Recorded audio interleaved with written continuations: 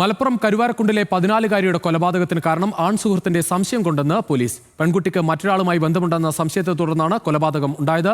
കഴുത്ത് ഞെരിച്ചാണ് പെൺകുട്ടിയെ കൊലപ്പെടുത്തിയതെന്ന് 16-കാരൻ മൊഴി നൽകി. കുട്ടിയുടെ മൊബൈൽ ഫോൺ പരിശോധിക്കുകയാണെന്ന് മലപ്പുറം ജില്ലാ പോലീസ് മേധാവി ആർ വിശ്വനാഥ് പറഞ്ഞു.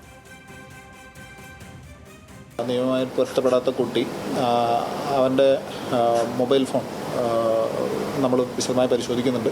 CDR കളക്ട് ചെയ്ത അത് പ്രകാരമുള്ള അന്വേഷണവും ആ സമയത്ത് അവർ വിളിച്ചിരുന്നതും അവനെ വിളിച്ചിരുന്നതായിട്ടുള്ള ആളുകളെല്ലാം നമ്മൾ വെരിഫൈ ചെയ്തുകൊണ്ടിരിക്കുകയാണ്.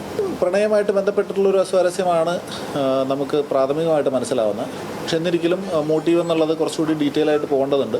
പിന്നെ നമ്മളുടെയും പരിമിതികൾ കുട്ടിയായതുകൊണ്ട് തന്നെയുള്ള ക്വസ്റ്റ്യനിങ്ങിൻ്റെ പരിമിതികളും എല്ലാം ഉൾക്കൊണ്ടുകൊണ്ട് തന്നെ തീർച്ചയായിട്ടും കൂടുതലായിട്ട് അന്വേഷിക്കേണ്ടതുണ്ട് അതിനകത്തേക്ക്.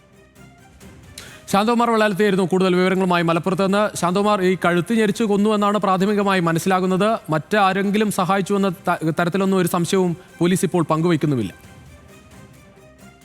രുചീഷ്, തീർച്ചയായും അങ്ങനെ തന്നെയാണ്. അതായത് ഈ 16-കാരൻ തന്നെ ഇതെല്ലാം സമ്മതിച്ചിട്ടുണ്ട്. ബലാത്സംഗം ചെയ്തിട്ടുണ്ട് എന്നുള്ളതും കഴുത്ത് ഞെരിച്ചാണ് കൊലപ്പെടുത്തിയിട്ടുള്ളത് എന്നും ഈ റെയിൽവേ ട്രാക്കിനെ ഒഴിഞ്ഞ കുറ്റിക്കാട് ഭാഗത്തേക്ക് കൊണ്ടുവന്നത് ഈ 16-കാരൻ തന്നെയാണ് എന്നുള്ള എല്ലാ കാര്യവും ഈ 16-കാരൻ തന്നെ പോലീസിനോട് സമ്മതിച്ചിട്ടുണ്ട്. നേരത്തെ SP പറഞ്ഞതുപോലെ തന്നെയാണ് ഇത് ഒരു പ്രായപൂർത്തിയാവാത്ത പ്രതി ആയതുകൊണ്ട് തന്നെ അവർക്ക് ചില പരിമിതികൾ പോലീസിനെ ചോദ്യം ചെയ്യലിലുമുണ്ട്. പക്ഷേ ലഭിച്ചിരിക്കുന്ന വിവരം ഈ 16-കാരൻ നിന്നും ലഭിച്ച ചോദ്യം ചെയ്യലിൽ നിന്ന് ലഭിച്ച വിവരങ്ങളെല്ലാം കൊലപ്പെടുത്തിയത് തന്നെ അല്ലെങ്കിൽ ബലാത്സംഗം ചെയ്ത് തന്നെ എന്ന് ഉറപ്പാക്കുകയും ചെയ്തിട്ടുണ്ട്. എന്തായാലും ഇതിൽ കൂടുതൽ പേർക്ക് പങ്കുണ്ടോ എന്ന് പോലീസിന്റെ രീതിയിൽ അത് അന്വേഷണം ആരംഭിച്ചിട്ടുമുണ്ട്. പക്ഷേ അതിനകത്ത് പ്രത്യേക സാഹചര്യ തെളിവുകളോ മറ്റ് തെളിവുകളോ ഒന്നും ലഭ്യമായിട്ടില്ല.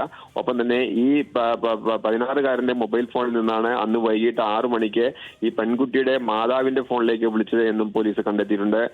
അതേ തുടർന്നായിരുന്നു ഈ അന്വേഷണം ഈ 16-കാരനിലേക്ക് എത്തുകയും ചെയ്തിട്ടുള്ളത്. എന്തായാലും ഈ കുറ്റം പൂർണ്ണമായും ഇപ്പോൾ ഈ 16-കാരൻ സമ്മതിച്ചിട്ടുണ്ട്. ഈ പെൺകുട്ടിയുടെ മൃതദേഹം ഇപ്പോൾ മഞ്ചേരി മെഡിക്കൽ കോളേജ് ആശുപത്രിയിൽ പോസ്റ്റ്മോർട്ടം തുടരുകയാണ്. രുചീഷ്. ശരി ശാന്തകുമാർ.